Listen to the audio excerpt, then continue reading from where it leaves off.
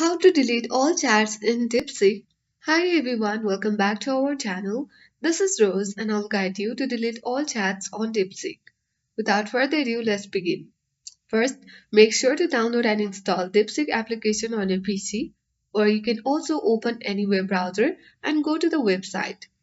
So let's open the application of Deepseek. Now you will reach on this interface.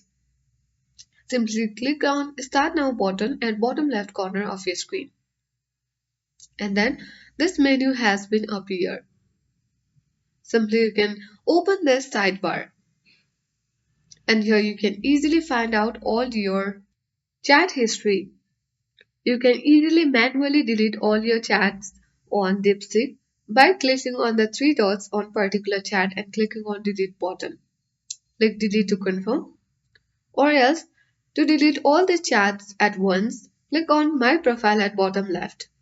And from this menu, you will see delete all chats. Click on delete all chats and then confirm your deletion clicking on this confirm deletion button. Now all your chat history for this account will be permanently erased and cannot be restored. And with that, you are good to go. I hope this guide was helpful. If it was, then do like, share, comment and don't forget to subscribe. Thanks for watching and I'll see you in the next video.